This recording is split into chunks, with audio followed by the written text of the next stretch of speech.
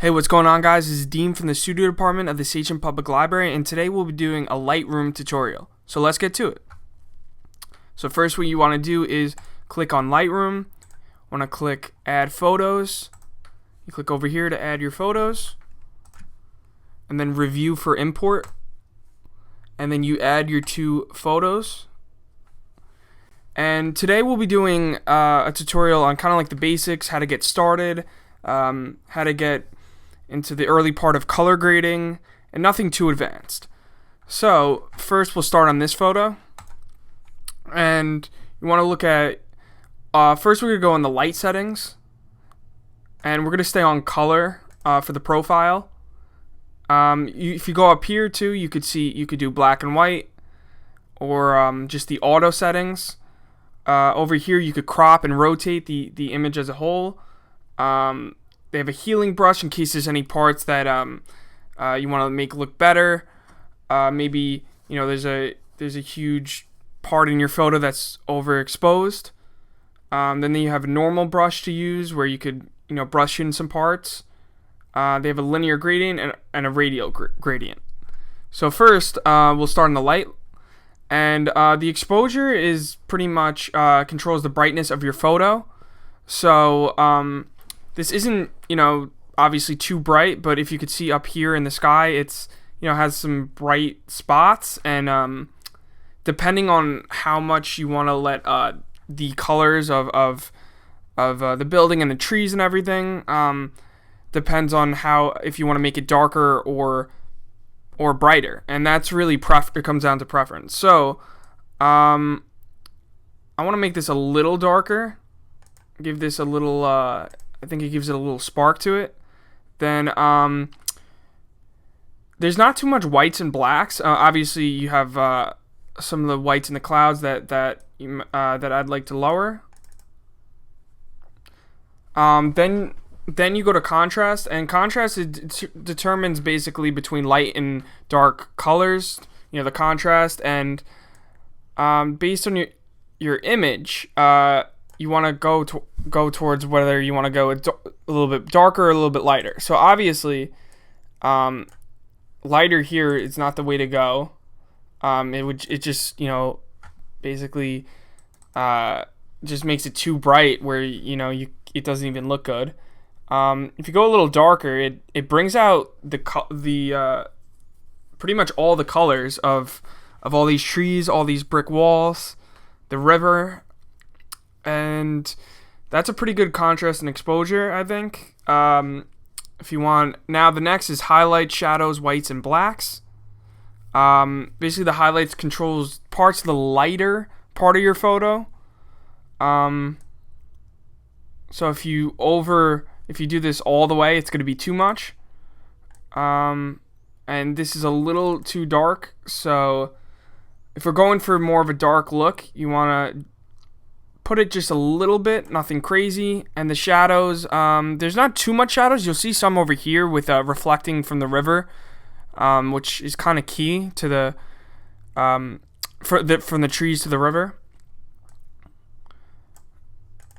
But as you see, there's nothing too much. I would just lessen it. I personally, my personal preference is to lessen it a little bit, so you don't see the shadows as a distraction. And then you got the whites and the blacks, which is pretty clear.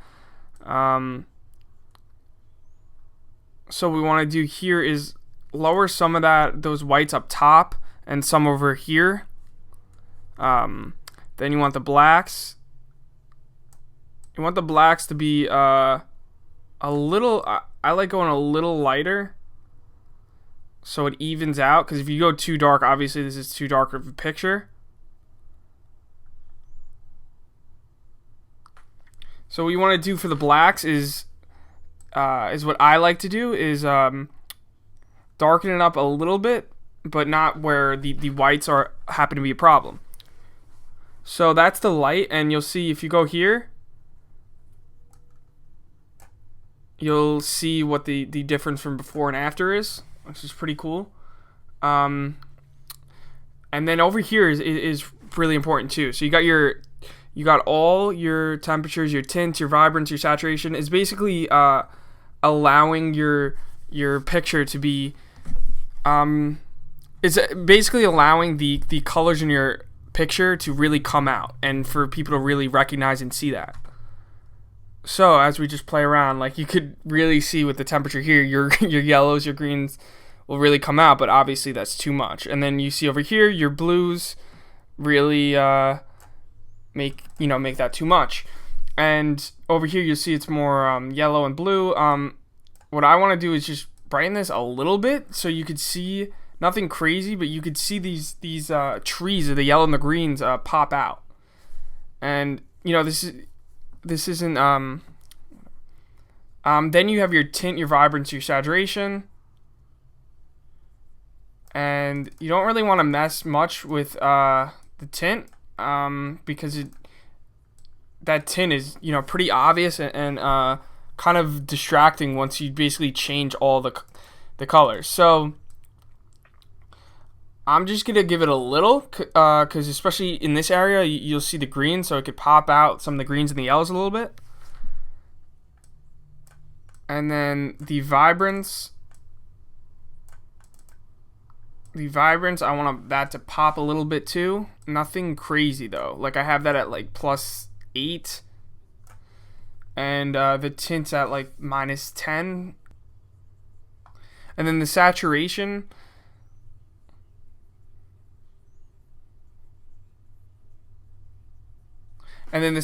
basically controls all the colors completely. So if you put it all the way here, you can see it's basically black and white. And then if you put it all the way here, it's just blinding yellow. So what you want to do is what I want to do is kind of just have these put it up a little bit. I have maybe +10 to 16, and have that pop a little bit, so you can see these trees are really starting to pop, and the river is starting to blend in well with the trees as well.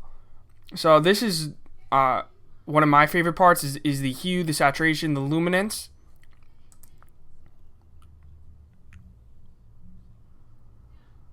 Because basically what these is, you could go on specific color. You could focus on specific colors, and you could just basically click your yellow, your green, your red, orange, whatever, green, purple, pink, whatever it is. So then after you mess around with your hue, saturation, luminance, you have these effects here.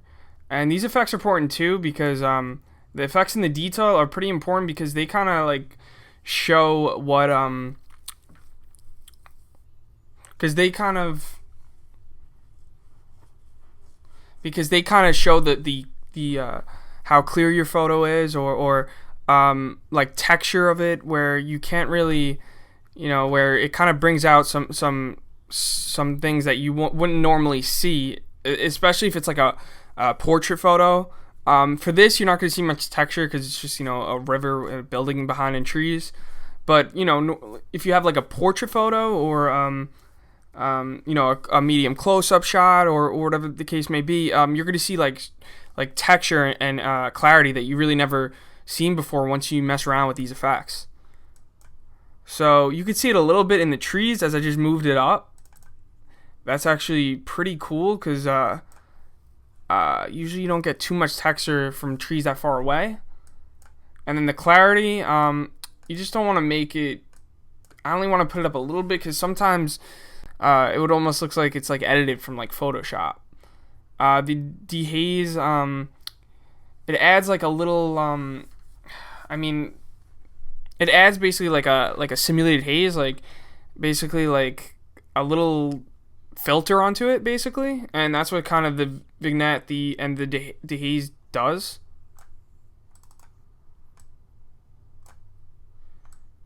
I actually like it a lot in this picture. I just don't want to have it too much where basically all you're seeing is these colors and not the picture as a whole. So I have that 25, 27 around there. And the vignette I almost never use. It just makes the surroundings either too white or too dark. I don't want to say I never use that because I do. in a picture like, forget all that. So the Vignette is actually kind of cool because it can make the, especially if you're going for that dark look, it can make the outside a little darker. And it works here too, actually, because sometimes I don't even use it, depending on, the picture, obviously.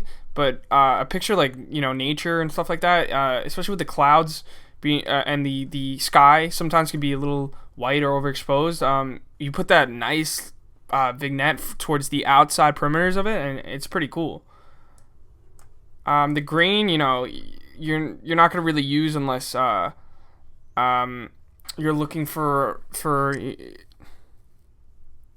the grain. You're not really gonna use unless you're looking for a specific shot where you need to add more grain, but you don't want less clarity unless it's for a certain look that you'd like.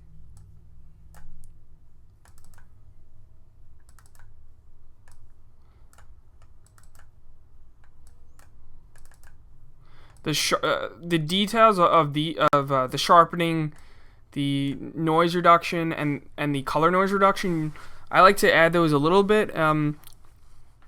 It makes the photo just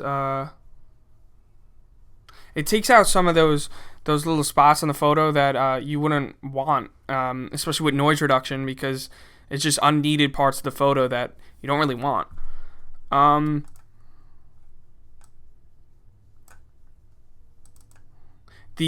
then the geometry for the last part of really editing on Lightroom is really for like special effects. I feel like if you look here, or horizontal, vertical, just basically if you're looking to do something out of the norm, kind of a cool effect like distortion, and then if you had stuff in the background, like this could be pretty cool. But for a normal picture like this, I'm not really going to mess with any of that. And then you have constrained crop over here. That's depending on the crop you did and all that. And then you have presets over here that you could use. That if you don't really want to edit, you don't have time to do it, and you just want to put a preset on, you could see natural, high contrast. You could just click one and it kind of does the work for you. So this is pretty much it for the picture. I'll show you the difference from the beginning and the end. I'll show you the difference between the before picture and the after picture after it's edited with Lightroom.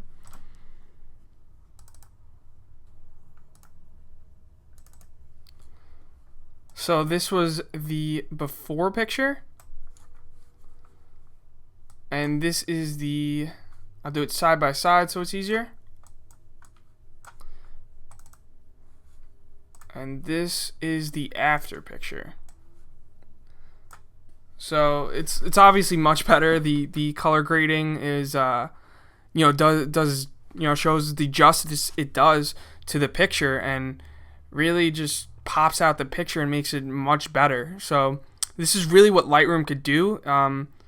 And it makes you feel like a professional photographer, and it makes you feel like you could actually do a lot with photography, and shows how really professional a photo could look just by color grading and just by messing around and with these effects. So that's gonna be it, guys. Until next time, thank you.